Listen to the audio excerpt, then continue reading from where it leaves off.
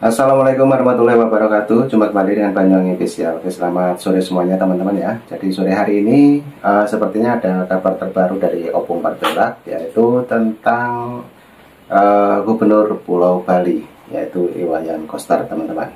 Oke, bagaimana beritanya dan kejelasannya mengenai Gubernur Bali? Mari kita saksikan penjelasan dari Opung Parpelak sore hari ini. Lanjut untuk videonya Opung. Kita play dulu dan langsung.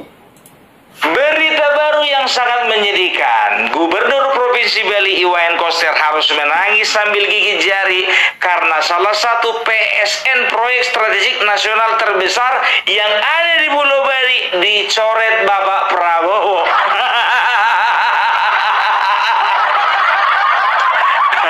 Itulah kau melawan aja, kau nggak mau kau ikut retret kemarin. Coba kalau kau ikut retret kemarin nggak gini jadinya. Ini lebih nurut kau sama ketua umum daripada presiden. Kau harusnya tahu diri ketika kau dilantik kau sudah menjadi milik negara, bukan jadi milik ketua umum. Repot kan jadinya, kan repot kan. Memang dia berdalih katanya begini ya, kalau untuk PSN dicoret itu sudah jauh-jauh hari sebelum retret. Retret waktu itu dari tanggal 21 sampai 28, ya kan? Nah, itu dicoret dari PSN tanggal 10. Jauh-jauh hari, 10 hari jauh-jauh hari gue bilang. Kalau misalnya 5 bulan yang lalu sebelum retret itu baru namanya jauh-jauh hari, jauh-jauh bulan lagi, bukan jauh-jauh hari. Ini cuma 10 hari. Kita nggak tahu ya, memang itu alasan dalihnya Iwayan Koster ini nggak tahu ya kan. Yang penting sekarang jujur aja gue bilang itu harus dicoret, itu sangat merugikan rakyat. Karena apa? Coba bayangkan kalian ya, jalan tol ya mulai dari Mengwi sampai Gilimanuk itu panjangnya itu 96 km ya, melewati sekitar 15 kecamatan dan 56 desa ya.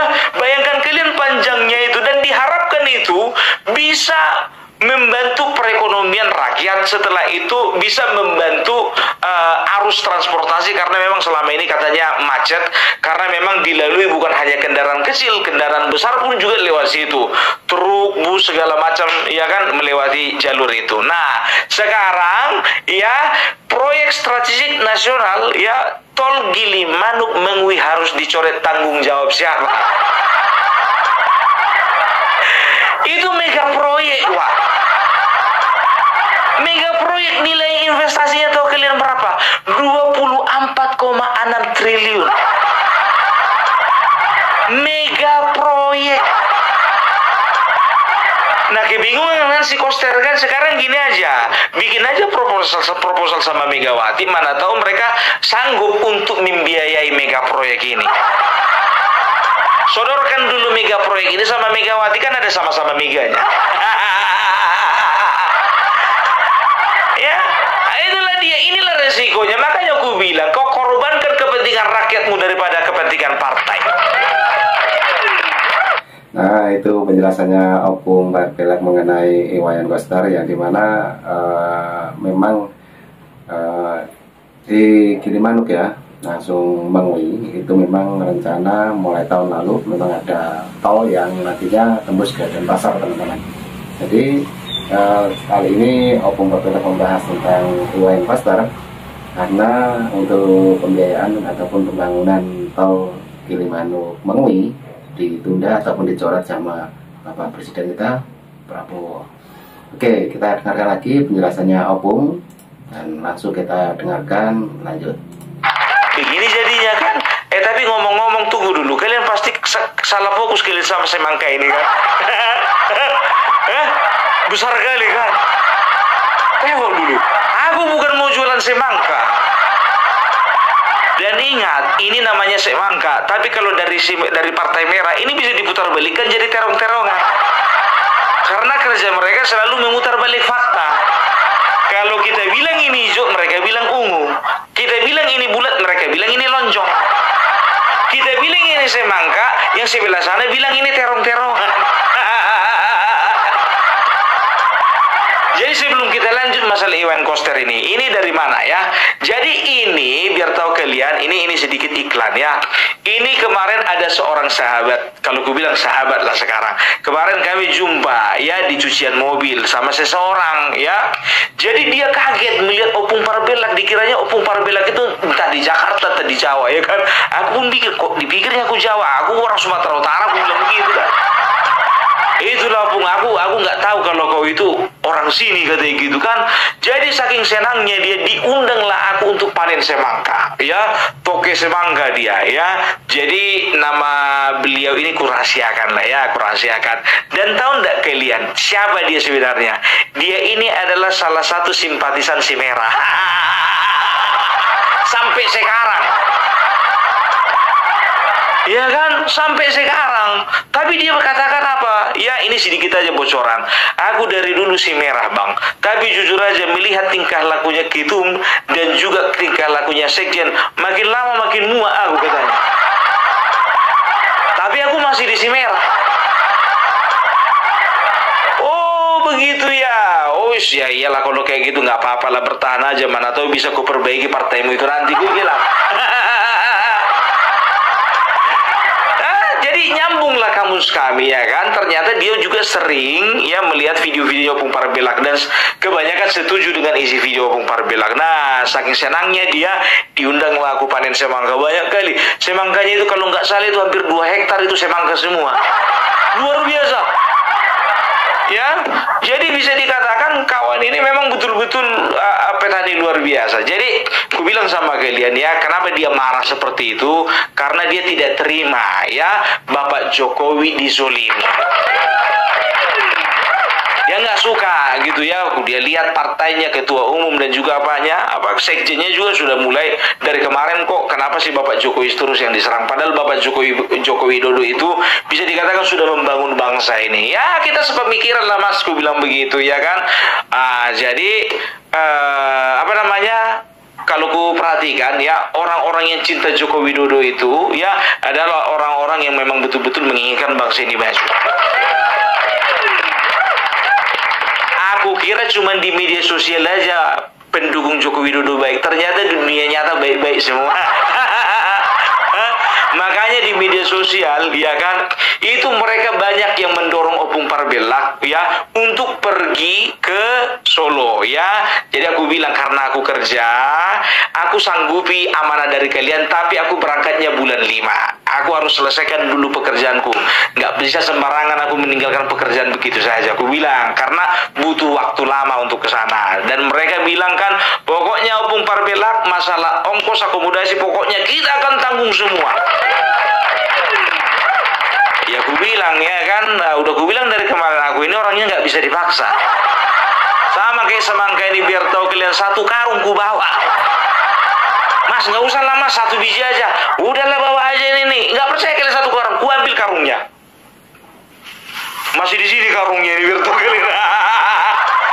Wah, udah ku bagi-bagi sama tetangga, sama keluarga banyak ku bagi-bagi nih. Ini sisanya aja sebagai bukti evidence kalau aku nggak berbohong. Besar kali ini, kalian dulu nih coba bandingkan kalian sama kepala Opung Parbelak. Besar kali kan? Aduh ya, sana dulu kau semangka, besar kali kepalamu kayak Siasto. Udah di sini dulu kau. Ya, jadi tahu enggak kalian ya, mereka mendorong aku untuk ketemu sama Bapak Joko Widodo, ya kan? Nah, mereka katakan ini dari mereka, aku nggak bohong ya. Pung, sertakan nomor rekening ya, biar bisa kami sumbang. Dan juga ya, ini di bawah ini nomor rekening, di sini nomor email. Kalau mau lihat nomor WA-nya Opung Parbelak itu di deskripsi ya. Dan ternyata ya, tahu enggak kalian ya, sudah banyak yang ngumpul. Ini dia deretannya. Jadi mereka bilang, Pung, nama-nama kami nggak usah disebutkan, katanya gitu kan. Padahal aku ingin menunjukkan kebanggaanku. Nggak usah Pung, nanti ketahuan sama istri. Oke, alright. Nggak lah bercanda, ya kan? Jadi aku tampilkan sedikit ya. Jadi itu sedikit mengenai ya masalah rencana keberangkatan Opung Parbelak bulan 5. Pasti berangkat. Ya, Jadi Opung Parbelak ini surprise. Kemarin Pak Sudarsono ya, ketua pengurus dari pengurus partai PDIP yang ada di Pemalang yang kemarin dipecat oleh Hasto, yang kemarin membongkar apa saja yang dilakukan oleh Hasto ya, dan beliau kemarin telepon Opung Parbelak dan kami akan bertemu di sana di bulan 5. Aku pengen dengar cerita langsung dulu ya kan dari narasumbernya. Ya, jadi kita akan ngumpul di Solo nanti bersama beberapa, kalau ku bilang sih bukan cuma sekedar konten kreator, beberapa pejuang-pejuang pembela Bapak Jokowi ya, pembela kebenaran, pembela NKRI harga mati ya. Kita akan berada di sana bersama Abang Agrif Harani, setelah itu ada AR Mahmud, setelah itu ada Mas Hengki dari Banyuwangi Official ya. Jadi kita akan bergabung di sana ya, mudah-mudahan kita diizinkan ya, beserta juga Mas Sudarsono ya. Kita akan bergabung di sana. Kalau misalnya berjodoh kita sama Bapak Jokowi, maka kita akan jumpa dengan Bapak Jokowi. Nah, oke teman-teman, terima kasih Opung Parbelak. Nah, di situ juga ada profil saya.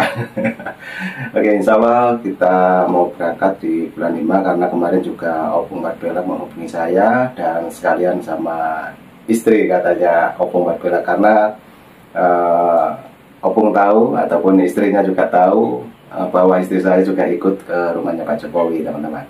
Oke, lanjut lagi Opung, keterangan-keterangan mengenai Bapak Sudarsono. Oke, lanjut. Ini desakan dari kalian semua kan, Opung Parbelak akan menjaga amanah. Dan juga untuk teman-teman yang ada di Solo dan sekitarnya ya, ingat setelah di Solo nanti Opung Parbelak janji akan ke Jogja, akan ke Pekalongan ya. Jadi ingin berjumpa dengan teman-teman di sana. Ya iya dong, Opung Parbelak kan juga kepengen juga bertemu dengan saudara-saudara yang ada di channel Opung Parbelak. Setelah itu Opung Parbelak akan berada di Jawa Barat untuk beberapa hari. Setelah itu kembali ke Jakarta, baru pulang ke Sumatera.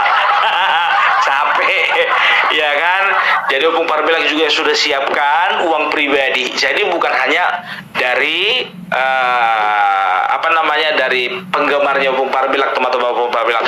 Opung Parbelak juga sudah komitmen kalau memang harus pakai uang pribadi, pakai uang pribadi.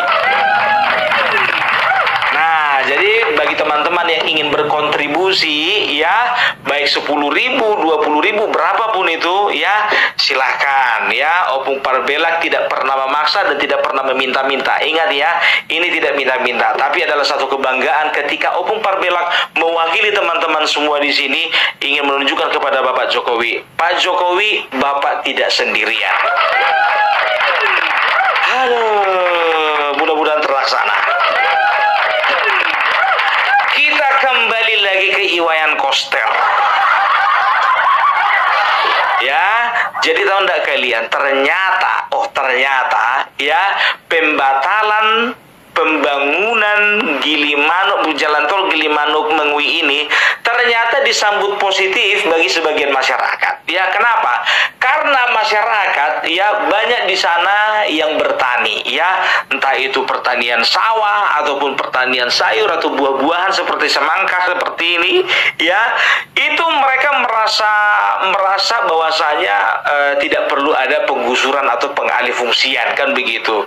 Jadi itu sebagian dari mereka ya. Kalau kita katakan pro kontra pasti ada ya. Jadi ada juga masyarakat yang mengeluhkan bahwasanya aduh kayak mana lagi ini ya, kita nggak bisa lagi terhindar dari macet. Ya sekarang begini, kalau mau salahkan ya salahkanlah gubernur kalian. Iya kan? Sekarang begini, ya inilah akibatnya kalau nggak sinkron antara pemerintah pusat sama pemerintah daerah. Ya datang siapa Iwayan Koster dikatakanlah seperti ini, tenang. Saya yakin bahwasanya pembangunan Gilimanuk dan juga Mengwi ini pasti akan berjalan. Karena apa? Masih ada di program. Bapak, sekarang gue bilang samamu, kalau masih ada di program belum tentu dilaksanakan. Karena apa? sekarang gini ya, rencana pembangunan jangka menengah nasional ya RPJMN ya itu adalah sesuatu yang bisa dikatakan harus dilaksanakan ya, karena sesuai dengan Perpres ada 77 PSN ya, sesuai dengan Perpres yang tercantum di dalam Perpres nomor 12 tahun 2025. Hafal lo Bung ya. Ya harus hafal lah. Jadi ada 77 PSN, 29 PSN baru, dan ada sekitar 48 ya, 29 PSN baru dan 48 itu PSN lanjutan dari pemerintah sebelumnya, kan begitu.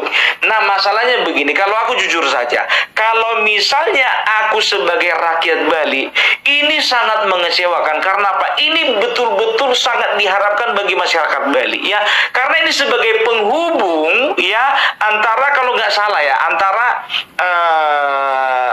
Bali Selatan dengan Bali Utara. Bali ini kan biar tahu kalian kan bisa dikatakan ya provinsi mungil ini.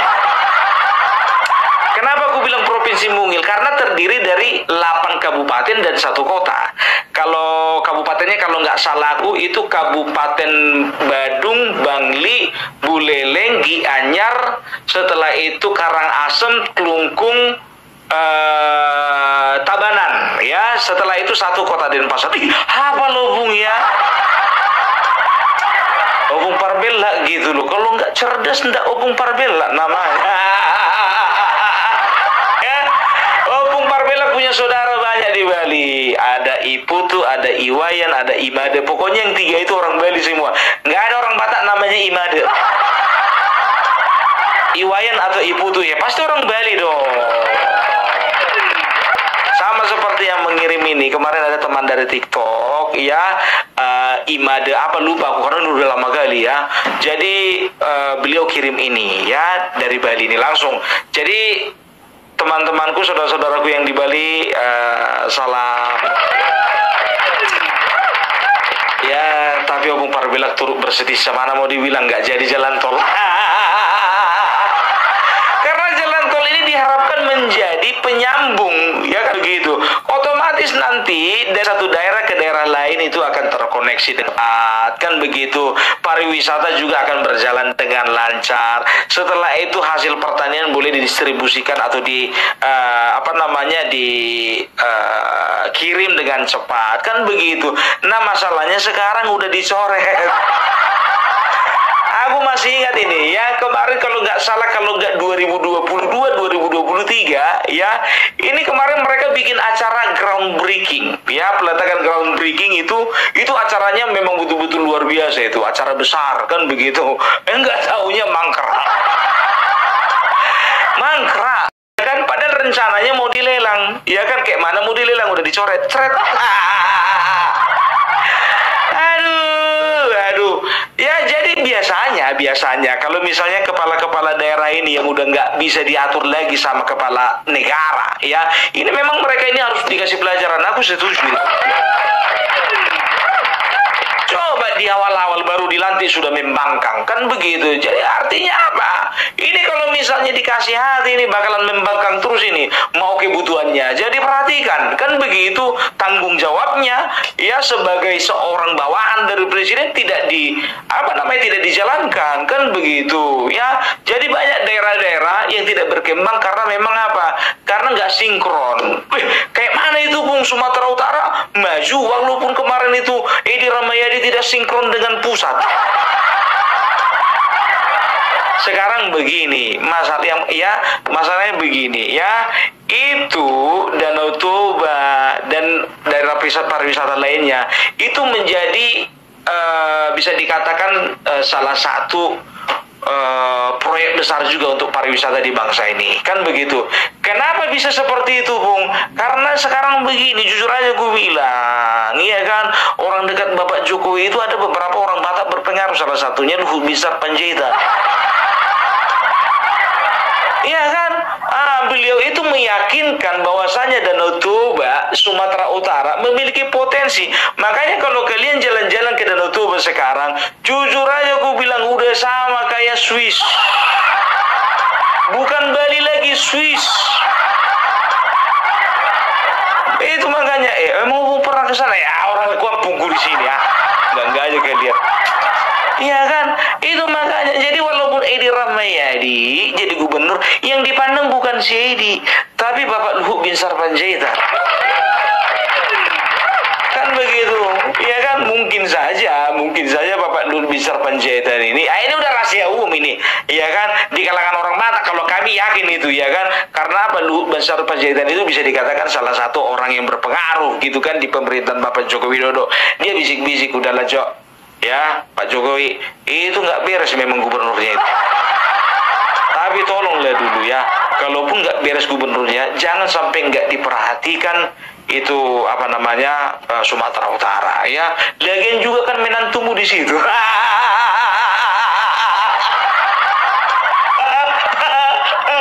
Aduh. Jadi udahlah. Pokoknya perhatikanlah, pariwisata di sana lancar dan itu akan membantu perekonomian masyarakat Sumatera Utara. Nah, sangat betul sekali teman-teman ya. Itulah penjelasannya Opung. Dan mengenai di Pulau Bali tadi juga Opung hafal ya beberapa kabupaten yang ada di Pulau Bali. Dan tadi juga mengatakan bahwa pembangunan tol yang ada di Pulau Dewata ataupun Pulau Bali itu menurut Opung Barbela ditunda. Oke, lanjut lagi Opung Barbela penjelasannya mengenai yang ada di Pulau Sumatera. Lanjut. Tapi rencananya Danau Toba mau dibikin di situ pariwisata halal. Kata Pak Jokowi, udah itu pandai-pandai muncungnya aja nih. Nggak ada wisata halal. Wisata halal. Pokoknya Sumatera Utara nggak boleh ada wisata halal. Ya ini kan mengatasnamakan wisata halal karena apa? Karena sentimennya si Edi Rahmayadi ini sebetulnya sama lawan-lawan politiknya. Wisata halal. Kita harus lihatlah, coba gini, sekarang gue bilang sama kalian, kemarin Bali itu juga kalau nggak salah mau dibikin wisata halal, setuju kalian? Kita harus hargai juga culture orang di sana bagaimana, ya kan, background orang di sana bagaimana, ya harus kita hargai. Sekalian aja bikin serambi Mekah di Danau Toba. Emang kadang-kadang si Edi Rahmayadi ini bingung. Nah, oleh karena ada Luhut Bin Sarpanjaitan, ya, makanya Sumatera Utara diperhatikan walaupun nggak sinkron antara pusat dan juga daerah. Sekarang begini aja, ya kan, coba bilang dulu sama Bapak Luhut Bin Sarpanjaitan biar pindah kakak dia ke Bali. Biar bisa divisi-visi sama Bapak Prabowo. Gimana kira-kira itu usul yang bagus nggak, Iwayan? Beli coaster. Itu makanya kalau misalnya melawan sama Bapak Presiden begini akibatnya. Sudah banyak yang bilang sama beli koster nih. Tolong jangan Bapak Prabowo tuh dilawan-lawan. Nah ini kayak akibatnya. Aduh, ya udahlah, semana mau dibilang lagi ya kan, nasi udah jadi bubur. Udah tinggal kasih kecap, bawang goreng sama ayam, udah makan itu bubur ayam. aduh. Ya bahasanya itu loh di media, ya kan. Kita optimis, ya kan. Walaupun apa namanya kita optimis bahwasanya Gilimanuk dan juga Mengwi itu akan terlaksana katanya. Kita akan usahakan sektor swasta. Sekarang gue tanya dulu, ada nggak sektor swasta yang ingin menginvestasikan uangnya sekitar 24,6 triliun? Itu nolnya banyak loh, 12. Bukan 9, itu 12. Jadi jangan main-main. Makanya gue bilang, ya kan, kalau kau udah siap kemarin itu untuk menghadapi resikonya, ya terimalah resikonya. Iya kan, sama kayak Jakarta dipilih Pramono Anung. Iya kan, ya terimalah dengan segala kekurangan kelebihannya, kan begitu. Begitu juga Provinsi Bali. Ya, rakyat Bali bukan yang minta maaf ya. Ya terimalah segala kekurangan dan kelebihan dari gubernur kalian kan. Kan begitu. Nah, kebetulan gubernur kami yang kami dukung menang. Kalau kami pokoknya makan enak lah kami Sumatera Utara ini. Kami akan lihat pembangunan di mana-mana. Kami akan lihat ya, akan pariwisata di Sumatera Utara ini ya akan berkembang dengan baik. Kami akan buat orang-orang tidak hanya melirik ke Pulau Bali, tapi ke Pulau Samosir. Iya dong. Itu makanya harus sinkron antara pemerintah pusat dengan pemerintah daerah. Loh, berarti pun pemerintah kita pilih kasih ya? Bukan pilih kasih. Bapak Prabowo nggak pernah pilih kasih. Bapak Jokowi juga nggak pernah kok pilih kasih. Coba bayangkan kalian, Bapak Jokowi kemarin itu ya, kalah dia di Nusa Tenggara Barat, kalah dia di daerah Aceh, kalah dia juga di daerah Sumatera Barat, ya. Sekarang begini, apa yang dia lakukan terhadap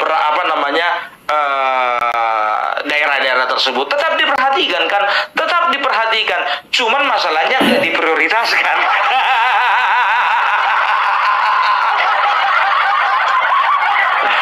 Kalau Bali ya mungkin diperhatikan, tapi nggak diprioritaskan. Mau bilang apa? Itu makanya gue bilang harus ada efek jerah sama kepala-kepala daerah yang yang melakukan pembangkangan. Izin dia sakit tapi nongkrong dia di kafe. Aduh. Jadi begitu Pak Iwayan Koster ya. Jadi minta tolonglah carilah solusi untuk masalah jalan tol ini.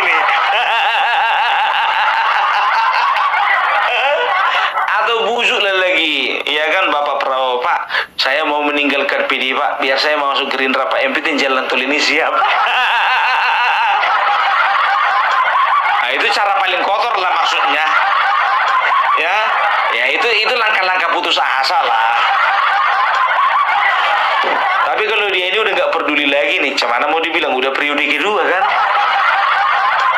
Kecuali kalau periode pertama, iyalah nanti ya loncat lagu dari PDIP. Tapi ini periode kedua nggak peduli dia. Tapi jujur aja gue bilang, ini hobinya Bapak ini ngelawan ini sama Presiden. Masih ingat nggak waktu masalah Piala Dunia kemarin, kalau nggak salah U21 ya, U21 atau U20 kemarin itu, apa dibilangnya?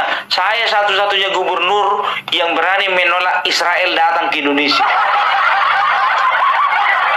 Padahal dia secara langsung dia juga sedang melawan yang namanya Presiden. Gara-gara dia nggak jadi ajang Piala Dunia di Indonesia.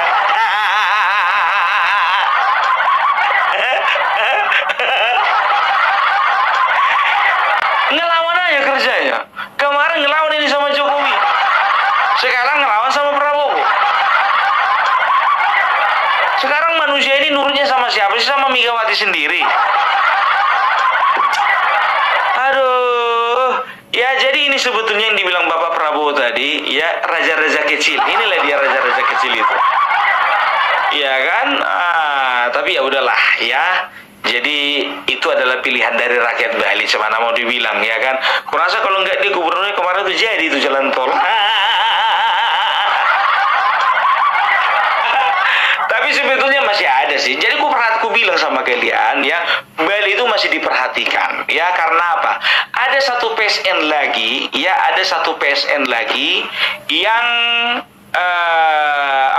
dikerjakan di Pulau Bali. Apa itu? Ya, kalau tidak salah itu namanya PPN, Pusat Perikanan Nasional ya. Pusat Perikanan Nasional itu ada di kabupaten apa ya? Tabanan kalau nggak salah, lupa aku di kabupaten mana ya. Jadi bisa dikatakan ya Bapak Prabowo tetap memperhatikan, tapi itu dia ya kan. Investasinya cuma sekitar 946 miliar, jauh. Cuma 946 miliar, nggak nyampe 1 T. Kalau jalan tol ini kan 24 T. Dikasihnya, diperhatikannya, tapi yang kecil-kecil. Nggak apa-apa lah Pak, yang penting sama-sama PSN statusnya. Aduh, ya itulah dia makanya ya kan. Jadi masyarakat Bali mengatakan bahwasanya Bali nggak akan diperhatikan perahu. Diperhatikan, cuman mungkin kurang diprioritaskan.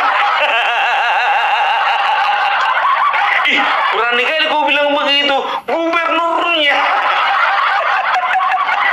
Sekarang aja udah kelihatan dia kan gitu, karena apa? Pembangkang. Aduh. Ini orang sudah berpolitik, dia sudah menjadi tokoh, ini orang sudah menjadi pejabat. Dia kan harus mengerti bahwasanya otoritas tertinggi ketika dia dilantik menjadi seorang gubernur itu presiden, bukan ketua umum.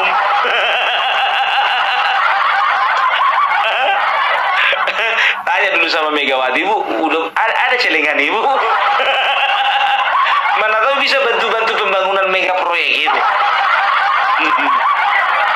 Tanya dulu. Atau minta bantuan sama 1.000 pengacara. Iya, gugat itu presiden, gugat. Kalian kan tukang gugat. Pak, kenapa Pak PSN-nya dicoret Pak? Bilang gitu. Ayo keluarkan 1.000 pengacara. Ayo.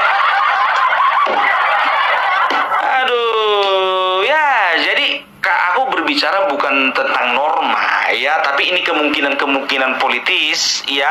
Kenapa proyek jalan tol ini memang dicoret ya kan? Memang alasan Bapak Prabowo itu ya kan, kemarin kita tahu ya, bukan hanya proyek jalan tol Mengwi Gilimanuk yang dicoret, tapi ada beberapa lainnya juga dicoret ya. Istilahnya PSN yang dari warisannya Jokowi itu nggak semuanya dilanjutkan oleh karena pertimbangan investasi ya, pertimbangan pembiayaan dan segala macam gitu. Jadi kayak gitu ya Pak Gubernur ya, tahan-tahanlah 5 tahun ini.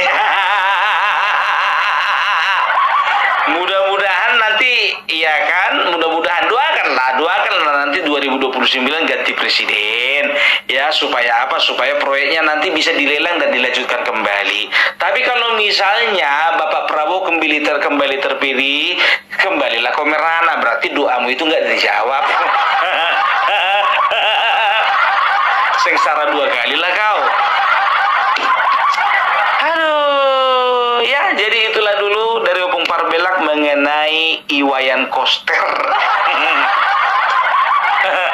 Gimana Pak Wayan, udah bisa Piala Dunia dilakukan di Pulau Bali? Aku udah bawa bolanya nih loh. Warna hijau. Kalian pasti penasaran kan warnanya ini bagaimana? Merah atau merah kali? Kalian perhatikan dulu, casingnya PKB, isinya PDIP.